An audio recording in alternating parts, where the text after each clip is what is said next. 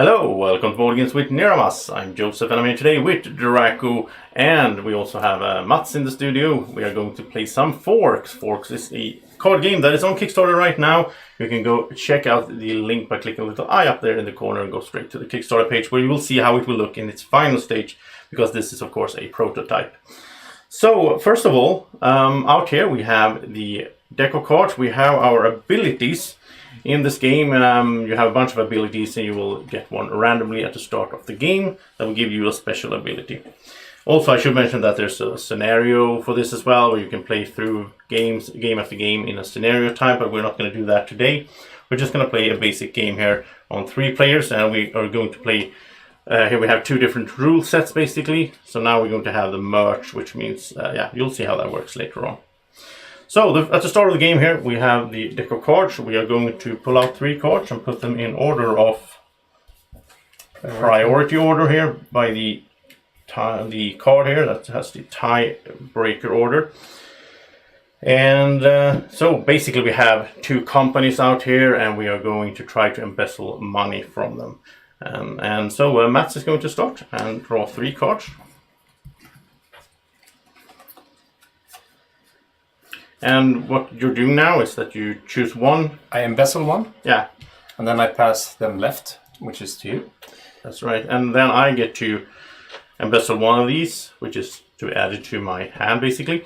And one of them I will have to place out to sort of increase the value of one of these corporations or the stocks basically, I guess.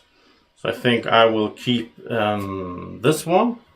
And I'll place this out here and it's going to go in priority order like that. And that was Mats' whole turn. And now it's my turn to draw 3 cards. And I get to keep 1.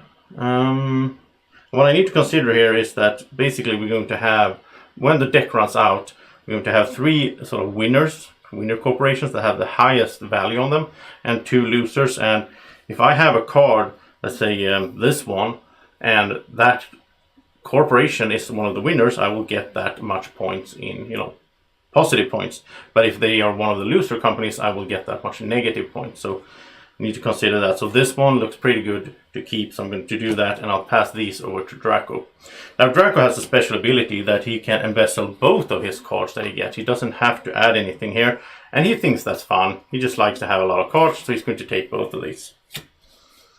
And so it is his turn, which is a bit tricky because it's hard for him to hold the cards, as you know by now. So we're going to have these open like this, and I guess we do this together somehow. I guess this makes sense for him to keep, since this is building up over there. I might keep that one, and it's passing those over to you. And normally I wouldn't see those, of course. And I have the special skill here that I can, instead of invest, I can discard it instead. Yeah. So let's see. And my special ability is that I can ignore all negative 9 value cards. So basically I could take some 9 value cards here that will I'm going to invest that one, and then the other one I keep on my hand. Yeah. And then it's my turn? Yeah. Yeah.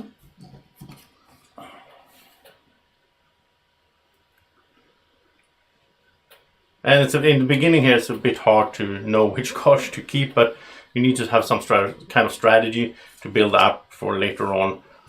Depending on what cards are out there. So one of these will go out here and be invested, one will be embezzled, and I need to look at my other cards as well. And you can invest any card from your hand, right? Yeah, exactly. That's the merger rule. We can invest any card from our hand. That's true. I already forgot about that. And you can add, you can add both those cards to your hand if you want to. And then invest another one from my hand. Yeah. So I might do that. I might go for... Wow, these are so... I don't like any of these. I don't want to invest any of these, but I have to. So I'll just invest this one. And this is... What is this over here? And then it's my turn. So I draw 3. And the idea is that you do this 3 times. The deck runs out 3 times. We're just going to show you how the game works here. So I have these here. I need to pick one. And I think that... this one is looking good here. And then I send these to Drako. I think Drako's gonna actually take his time and look at these now. let's have his hand open actually, so we can help him out. So what makes sense for him? I think he doesn't want to keep green, right? So he could do something like this, but this is the issue here. When he does this, then he raises green. If he does this, then he raises yellow. But then again, he already has a high yellow, so I guess he will do that. And then it's his turn. And you can play this game at 2 to 4 players.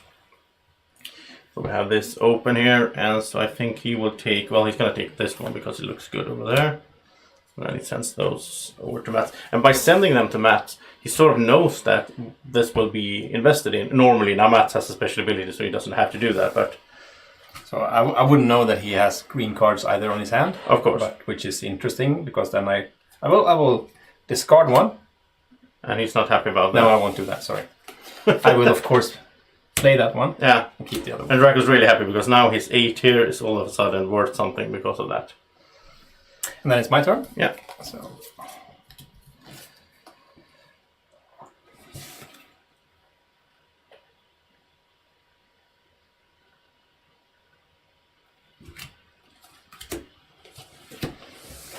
Let's see, okay. So I think maybe I should... Yeah, I'm gonna do this. Because like, by keeping this a 9, even if it's gonna be negative, I can ignore it, so sort of a bit safer for me to do this. And so it's my turn. And I have to check again, already forgot what I have. I do want to see. The problem with Drako is he might not invest at all. So I take both of these cards. It's hard to know what he will do, especially since it's Drako. He's a bit random in games sometimes. I'm gonna keep this one there. And the Drako get these.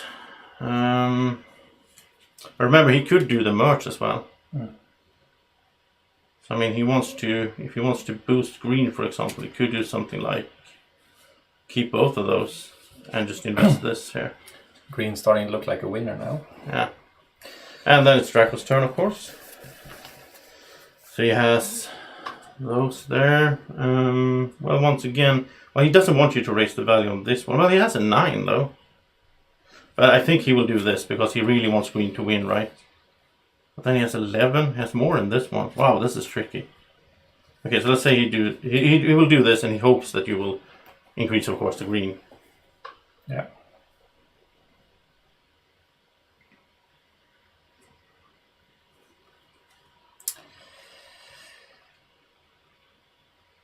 Tricky. Yeah, I'm gonna do that since I don't know his hand. All done. It's sort of like this is already winning anyway. Yeah. So you can just dump stuff there. Exactly. So let's see. It's my turn again.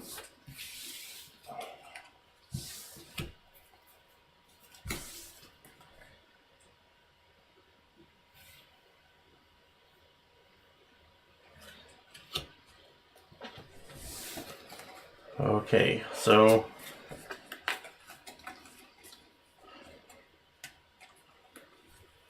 yeah, I think this makes sense too.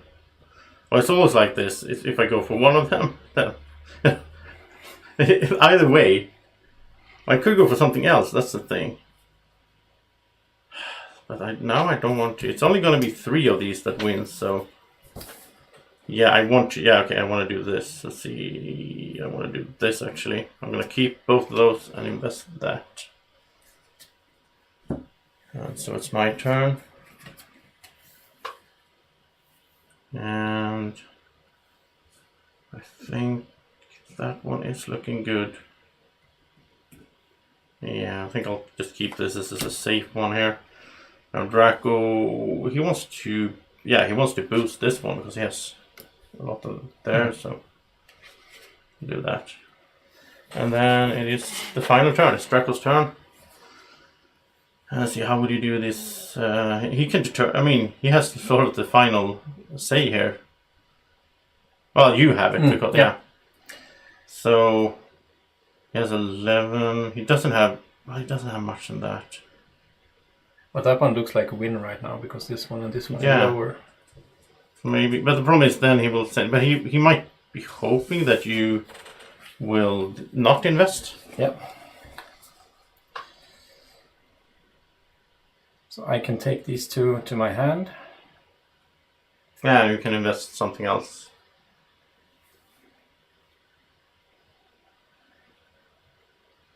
This is looking like a loser to me, so I don't want to have those negative points. Well, that's the thing. If you have a high card that looks like a loser, if you dump it down here to invest, then it's all of a sudden it's a winner. So.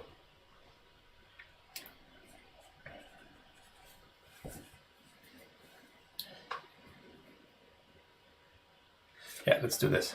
Yay! I was hoping for that. All right. So now we just figure out which win here. These two are obviously The losers. the losers. And then these go into tiebreakers in Yeah. order like this. And then we just sort of sum everything up. So this is minus 8 points for me because the yellow was not successful. And these are minus points for me as well. So basically I have, what is it here? I have 9.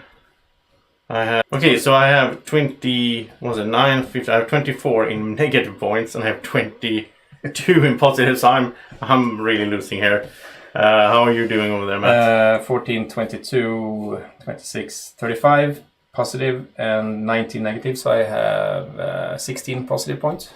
Okay, so let's see, Drako here, he might take this actually. He has 18 there, plus 14, that's 32.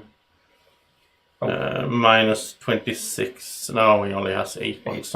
So far Mats is the winner. And we will play this 3 rounds normally and just see who has the most points at the end. And this is how Forks works. I hope you enjoyed this little quick run through. And go check it out on Kickstarter if you find this interesting. Thank you so much for watching. Thank you to Mats for joining. And thank you to Drako for playing awesome as usual. Have a great evening or morning or whenever you're watching. Take care. Bye bye.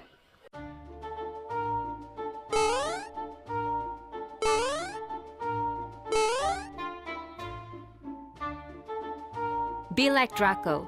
Follow Board Games with Niramas on Facebook at BGW Niramas.